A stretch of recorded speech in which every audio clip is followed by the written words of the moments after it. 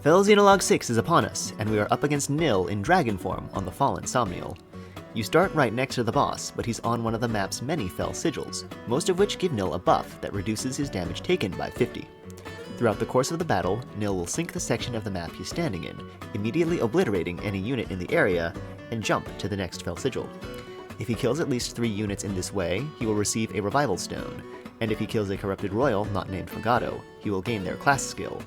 Rosado gives him his personal skill instead, probably because back at you would be too annoying to deal with. Nil repeats this process every few turns until he arrives at the final sigil at the top of the map. There are actually one-turn strategies for this map, but I intend to play it out. My plan is to snake through the map, steadily progressing to the top section. The key to this strategy is Veyle, who is now equipped with Emblem Soren because Ivy cannot handle bows. There are several key placements for the advance. First up, she deals with the Bone Knights in the second section of the map. Here, Alcryst provides an assist, hitting Rosado with an Astrostorm to force him to become aggressive. Next, she moves to the mouth of the second section to crush some generals and a sniper.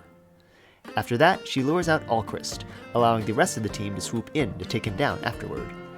Up until now, a small force has remained on the first section to deal with some Wyvern Knights approaching from the right. With Nil about to jump to section 2, I rescue them out in such a way as to have Alear diagonally adjacent to Veyle, allowing Nel to use Divine Blessing Plus to restore Soren engage turns. This allows Veyle to continue the advance, dropping a bolting on a corrupted wyvern to make it aggressive.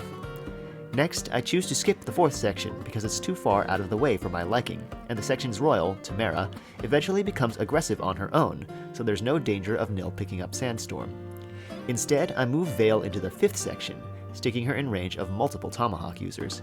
Technically, she's also in range of a Thoron Sage, but I get that to attack Gregory instead. With her final Soren engage turn, Veyle moves further into section 5, and by the end of the enemy phase, it's mostly cleared out.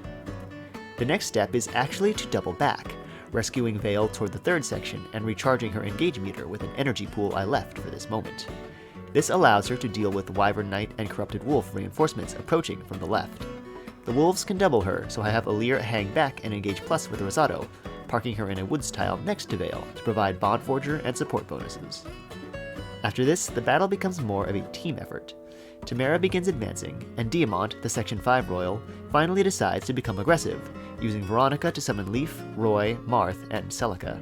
Celica attacks Ivy on the enemy phase, and to my surprise, Ivy is fast enough to double and KO her. The rest of Diamant's group advances down the right edge of the map, and I have Gregory engage with Corrin to keep them in place while I deal with Tamara. Once the fifth section is fully secure, I look to advance to the final section at the top of the map. Alfred is gatekeeping the area, and with a lucky crit from Veyle, I am able to eliminate him in one-player phase. This makes Celine aggressive, and as she approaches, I have Alear recharge her engage meter so she can engage plus with Citrinne. Magic plus 2, Divinely Inspiring, and attunement bonuses allow Citrinne to 2-hit KO Celine with Dragon's Fist, which helps take her down in one turn. By committing Emblem Byleth's Goddess Dance, I am able to fully secure the right side of the section and place Alcryst in Hortensia's range to lure the enemies from the section to the left. Hortensia arrives with Ivy, more corrupted wyverns, and a group of mage knights hot on her heels. I choose to focus on Hortensia, guessing that Ivy will prefer to use Cataclysm on the enemy phase, instead of doing something more threatening, such as attacking Zelestia with Rexcalibur. I am able to focus Hortensia down, and Ivy does end up using Cataclysm on the enemy phase. On the next turn, Nil prepares to jump to the sixth section, which comes with a long-range attack that covers the entire area around enemy Ivy. Despite this, I commit 5 units to take her down. The final blow comes from my own Ivy, who decides that she's had enough of her alternate self and drops a 3% Bolganone crit on her. Afterwards, Hortensia, who is still engaged with Emblem Micaiah, rescues the entire group to safety. With that, the map, or at least what's left of it, is fully secured, and the last task is to wait for Nil to make his final jump and take him down. The final Fell Sigil does not provide 50 damage reduction, but it still contributes a decent amount of death and res, and outside of Alear and Rosado, the only way I can get meaningful damage on Nil is with Citrinne's one-time use Bond Blast. Fortunately, between Cedal, Veronica, and Byleth, I have multiple ways to get extra actions to Alear. With 2 turns worth of effort, Alear is able to finish Nil off, and finally put an end to my Fell Xenologue maddening playthrough.